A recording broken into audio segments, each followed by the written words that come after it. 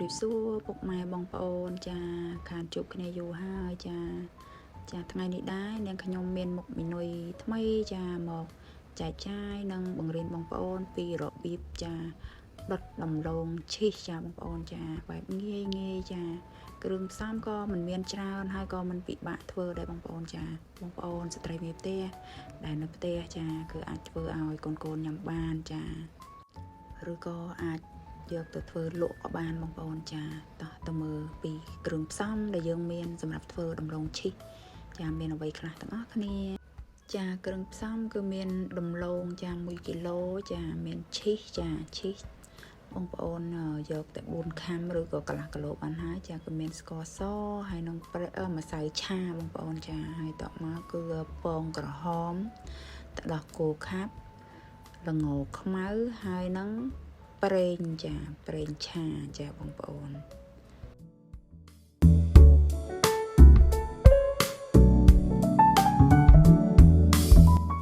ចាជំហានទី1គឺយើងទៅធ្វើការហាន់ដំឡូងបងប្អូនចាគឺយើងហាន់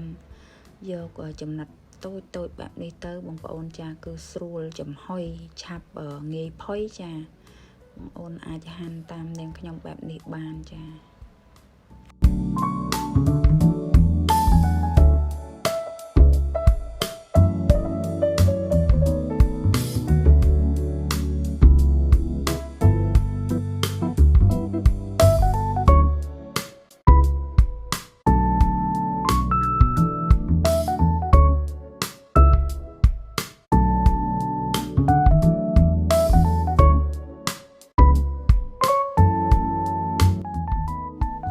ចាដំឡូងយើងធ្វើការហាន់រួចរាល់ហើយបងប្អូនចាអញ្ចឹងយើងមកធ្វើការ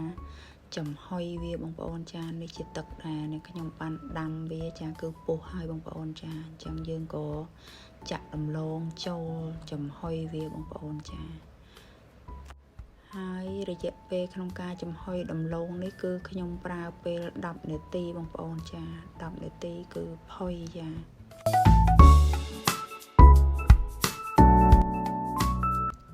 ចាបន្ទាប់មកគឺយើងមកធ្វើការហាន់ឈីសបងប្អូនចា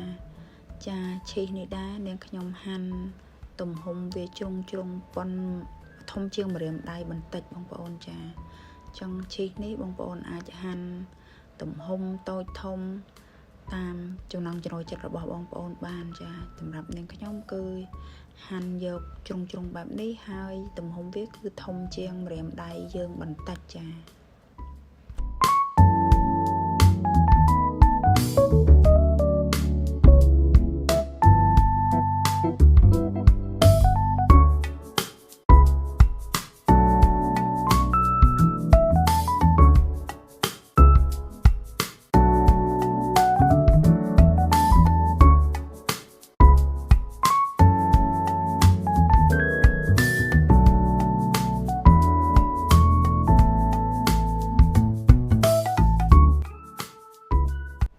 ចាងាកមកមើលដំឡូងចំហុយរបស់យើងចាគឺ10នាទីចាគឺបានផុយហើយបងប្អូនចាបន្ទាប់ពីដំឡូងផុយចាយើងមកធ្វើការដាក់ដំឡូងកិនបងប្អូនចាគឺមិនបាច់ចាំឲ្យត្រជាក់ទេបងប្អូនអាចកិនទាំងក្តៅបែបនេះបានបងប្អូនចា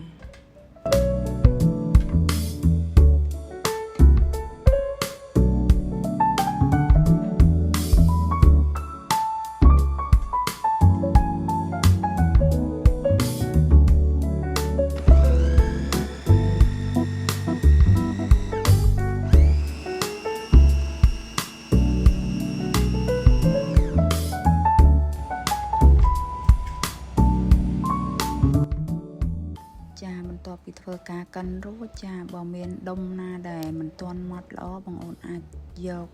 ស្ព្រាឬក៏វែកចាកិនបន្ថែមដោយដៃបានបងប្អូនចាបន្ទាប់មកគឺយើងធ្វើការមកលាយគ្រឿងតែម្ដងបងប្អូនចាគឺចាក់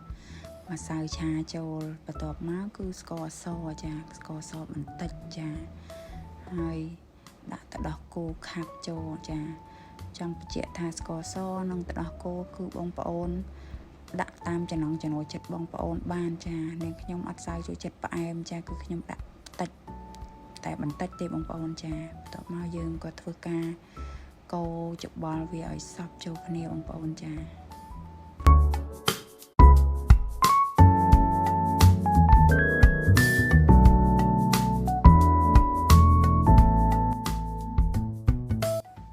បងប្អូនប្រយ័ត្នឆ្ងល់ស្រោមដៃចាស្រោមដៃថងនោះគឺរាងរលុងពិបាក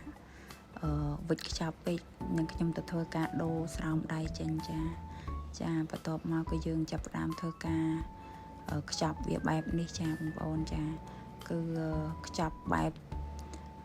ដូចជារូបរាងដំឡូងបងប្អូនចាគឺយើងតាប់វាទៅមកចាបងប្អូនស្រឡាញ់រូបរាងអីគឺបងប្អូនតាប់បែបហ្នឹងទៅចាចំណែកនឹងខ្ញុំគឺយើងហាន់ឈីសវែងបែបនេះគឺយើងយករាងបែបនេះបងប្អូនចាតាប់វាទៅមកឲ្យដូចរាងដំឡូងហើយបន្ទាប់មកគឺយើងធ្វើការលាបជាមួយនឹងពងក្រហមពីលើបងប្អូនចាបន្ទាប់ពីយើងតាប់ហើយបានរូបរាងដូចដំឡូងហើយគឺយើងលាបពងមាន់ពីលើចាបន្ទាប់ពីលាបហើយបងប្អូនរោយល្ងចាបងប្អូនដាក់ក៏បានមិនដាក់ក៏បានចាតែបើយើងដាក់ទៅក៏ញ៉ាំប៉ះវាមួយទៅគឺឈ្ងុយឆ្ងាញ់ហើយក៏ឃើញសម្រស់ដំឡូងដុតឈីសយើងស្អាតដែរបងប្អូនចា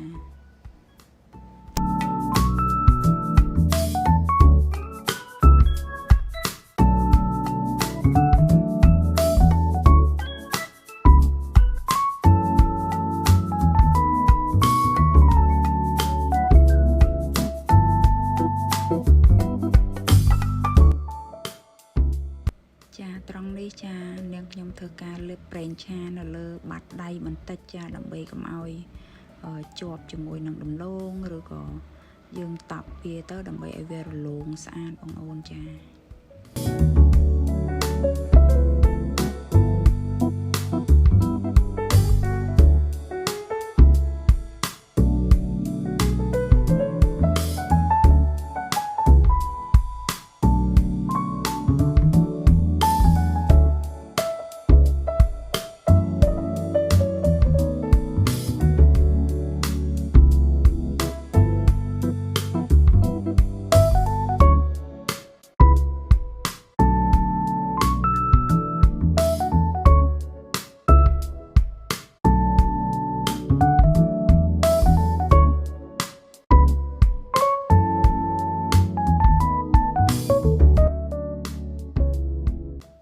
បន្ទាប់ពីធ្វើការវិចខ្ចប់រួចចាយើងមកធ្វើការដុតចាគឺយើងប្រើកម្ដៅ180អង្សាចាហើយនឹង15នាទីចារយៈពេលចា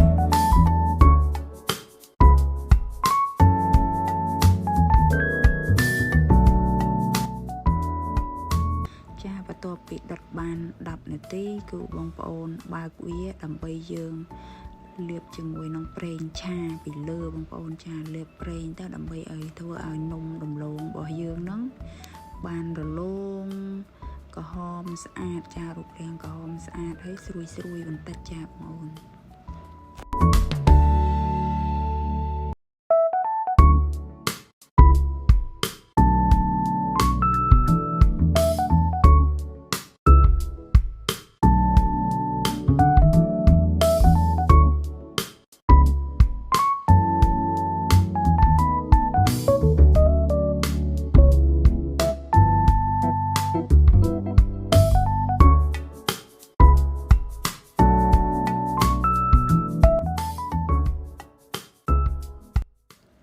ចានំដំឡូងដុតឈីសរបស់យើងគឺបានឆ្អិនហើយបងប្អូនចាគឺ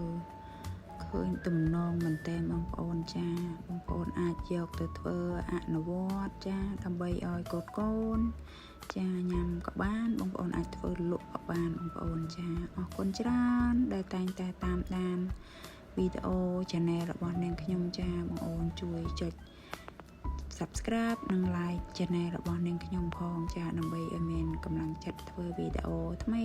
ចែករំលែកបងប្អូនទៀតចាអរគុណច្រើន